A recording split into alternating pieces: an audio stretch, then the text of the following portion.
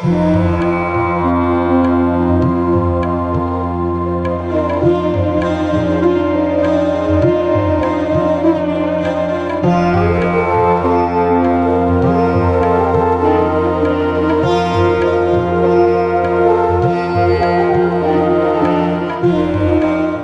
ਸਰਦਾਰਾਂ ਦੀ ਵਾਪਸੀ ਸ਼ੁਰੂ ਹੋ ਚੁੱਕੀ ਆ, ਜਿਹੜੇ ਬਾਬਾ ਜੀ ਗੁਰੂ ਨਾਨਕ ਦੇਵ ਜੀ ਦੇ ਜਨਮ ਦਿਨ ਦੇ ਸਿਲਸਿਲੇ 'ਚ ਇੱਥੇ ਆਏ ਸੀਗੇ।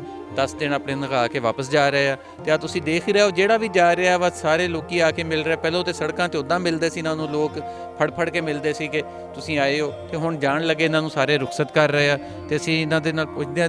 ਹਾਂਜੀ, ਕੀ ਨਾਂ ਹੈ ਤੁਹਾਡਾ? ਮੇਰਾ ਨਾਮ ਜੀਵੀ ਸਿੰਘ ਪੰਮੀ ਹੈ ਜੀ। ਠੀਕ ਆ, ਮੈਂ ਚੰਡੀਗੜ੍ਹ ਏਰੀਆ ਜੋਬ ਕਰਦਾ ਜੀ। ਬੜਾ ਅੱਛਾ ਲੱਗਾ, ਬੜਾ ਪਿਆਰ ਮੁਹੱਬਤ ਮਿਲਿਆ ਜੀ।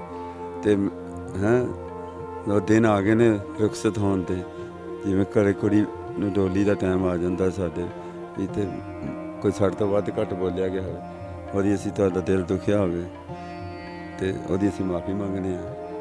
ਤੇ ਤੁਹਾਡਾ ਪਿਆਰ ਦਿੱਤਾ ਸ਼ਬਦਾਂ 'ਚ ਅਸੀਂ ਬਿਆਨ ਨਹੀਂ ਕਰ ਸਕਦੇ। ਇਹ ਤੁਹਾਡਾ ਪਿਆਰ ਹੀ ਹੈ ਜਿਹੜਾ ਸਾਨੂੰ ਵਾਰ-ਵਾਰ ਮਜਬੂਰ ਕਰਦਾ ਹੈ।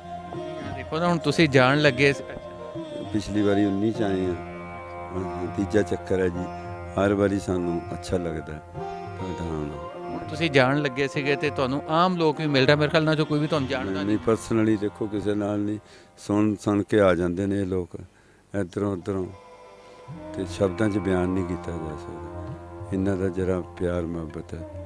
ਤੇ ਸੋਸ਼ਲ ਮੀਡੀਆ ਦਾ ਮੈਂ ਧੰਨਵਾਦ ਕਰਦਾ ਜਿਨ੍ਹਾਂ ਨੇ ਪਿਆਰ ਮੁਹੱਬਤ 'ਤੇ ਕੰਮ ਕਰਕੇ ਸਟੋਰੀਆਂ ਇਸ ਤਰ੍ਹਾਂ ਦੀਆਂ ਬਣਾ ਕੇ ਇਮੋਸ਼ਨਲ ਤੇ ਇਕੱਠੇ ਕਰ ਦਿੱਤੇ ਨੇ ਲੋਕ।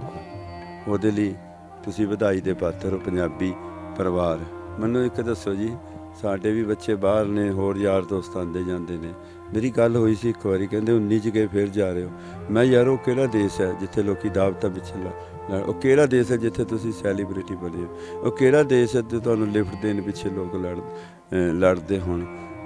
ਉੱਥੇ ਪਤਾ ਲੱਗਦਾ ਯਾਰ ਅਸੀਂ ਵੀ ਕੋਈ ਚੀਜ਼ ਆ। ਇੰਨੀ ਘਰ ਸਹੁਰੇ ਘਰ ਜਵਾਈ ਦੀ ਇੱਜ਼ਤ ਨਹੀਂ ਹੁੰਦੀ ਇਹ ਜਿੰਨੀ ਹੱਥੀ ਹੋਰੀ ਹੈ ਜੀ। ਹਾਂ, ਇਸ ਕਰਕੇ ਵੀ ਪਿਆਰ ਮੁਰੇ ਬਾਕੀ ਚੀਜ਼ਾਂ ਤੁੱਛ ਨੇ, ਛੋਟੀਆਂ ਨੇ, ਘੱਟ ਨੇ। ਬੰਦਾ ਇੱਥੇ ਇਹਨਾਂ ਨੂੰ ਜੱਫੀਆਂ ਪਾ ਕੇ ਰੁਖਸਤ ਕਰਦਾ, ਇਹਨਾਂ ਨੂੰ ਮਿਲ ਕੇ ਰੁਖਸਤ ਕਰਦਾ, ਤੇ ਮੈਂ ਆਪ ਵੀ ਜ਼ਾਹਿਰਾ ਜੀ ਜੱਫੀ ਪਾ ਕੇ ਰੁਖਸਤ ਕਰਦਾ ਹੁੰਦਾ ਪੰਮੀ ਵੀਰ ਜੀ ਨੂੰ। ਧੰਨਵਾਦ। ਉੱਥੇ ਅਹਿਮਦ ਰਜਾ ਜੀ ਮਿਲੇ ਸੀ ਨਨਕਾਣਾ ਸਾਹਿਬ, ਤੇ ਬੜਾ ਅੱਛਾ ਲੱਗਾ ਜੀ ਬਹੁਤ। ਉੱਥੇ ਇਹ ਲੋਕਾਂ ਦਾ ਪਿਆਰ ਮੁਹੱਬਤ ਸ਼ਬਦਾਂ 'ਚ ਨਹੀਂ ਬਿਆਨ ਕਰ ਸਕਦੇ। ਤੇ ਤੁਸੀਂ ਹੁਣ ਫਿਰ ਆਉਣਾ, ਮੁੜ ਕੇ ਵੇਟ ਕਰਾਂਗੇ ਸਾਰੇ। ਦੇਖੋ ਜੇ ਗੁਰੂ ਨੇ ਕਿਰਪਾ ਕੀਤੀ ਆਫਟਰ ਰਿਟਾਇਰਮੈਂਟ ਜ਼ਰੂਰ ਆਵਾਂਗੇ। ਤੁਸੀਂ ਦੱਸੋ ਜੀ, ਇਹ ਆ ਰਿਹਾ ਸੀ ਤੇ ਤੁਸੀਂ ਅੱਗੋਂ ਆ ਕੇ ਜੱਫੀ ਪਾਈ ਇਹਨਾਂ ਨੂੰ? ਹਾਂਜੀ, ਸਰਦਾਰ ਜੀ ਨਾਲ ਵੈਸੇ ਜਿਹੜਾ ਕੋਈ ਪਿਆਰ ਹੈਗਾ, ਠੀਕ ਹੈ।